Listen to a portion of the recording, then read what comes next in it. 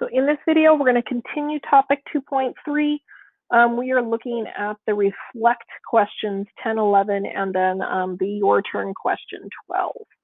So is the function f of x equals x squared an even function, odd function, or neither? Well, back earlier in the lesson, we learned that when you have f of negative x and you get back to f of x, we know that that is an even function, okay? So we're only looking back at the original. So there's two ways I can test this. One way is I can actually plug a negative in. So if I plug a negative in there to x squared, we know we get x squared still. So that's the original function. So that would mean that it is even, okay?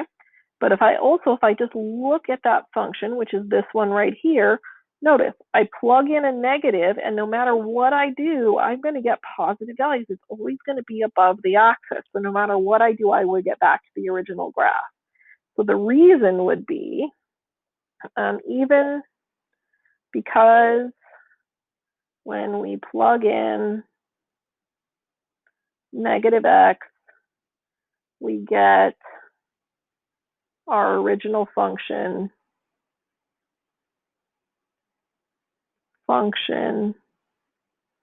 x squared. The graph of the parent function quadratic x squared has a vertical line at x equals 0. It as its axis of symmetry. So let's go look at that real fast. Too far. So looking at this, if I drew a line here, that vertical line is the axis of symmetry because I'm symmetric if I folded over that line on both sides. So then it's asking us, what is the axis of symmetry for each part? So for part A and part B, what are the axis of symmetry? And I will say sometimes axis of symmetry AOS. And it's because it's vertical, we say that it's x equals, because a vertical line is x equals. All right, so let's look at A and let's look at B. So looking at part A, our axis of symmetry looks like it's at x equals 2.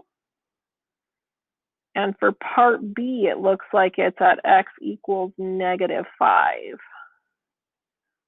2 and -5. And then it's asking us which transformation affects the location. Well, what ended up affecting the location was the horizontal translation affects the location. So I would say horizontal translation affects the axis of symmetry. All right, let's take a look at your turn 12. So to describe how to transform the graph of f of x equals x squared to obtain the graph of the related function -4 x minus 3 plus 1, then draw the graph of g of x. So first of all, they want us to describe this.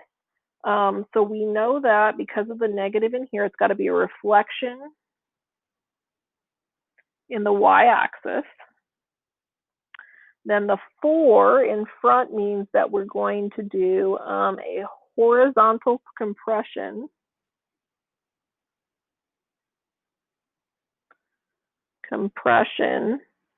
factor 1/4, okay?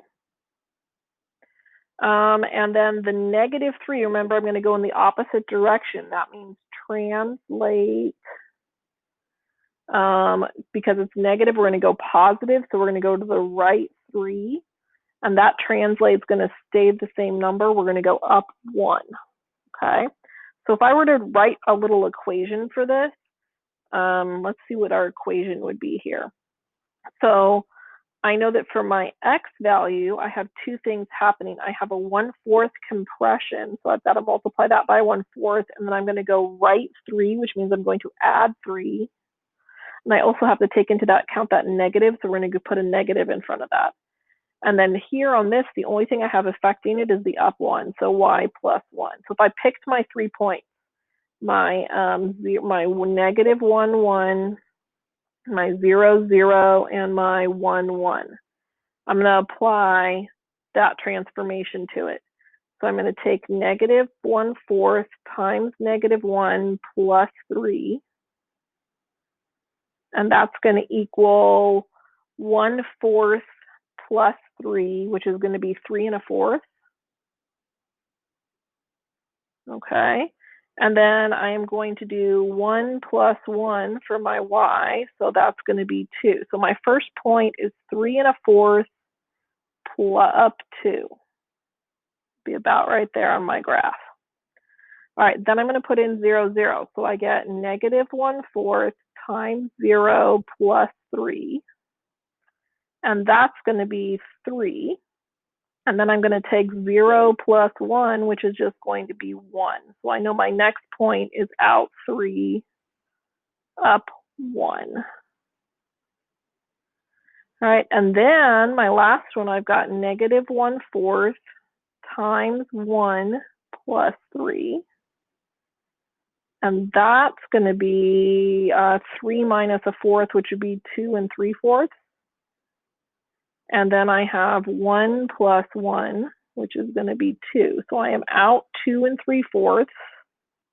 Should be about right there, and I am up 2. That is the picture of my parabola.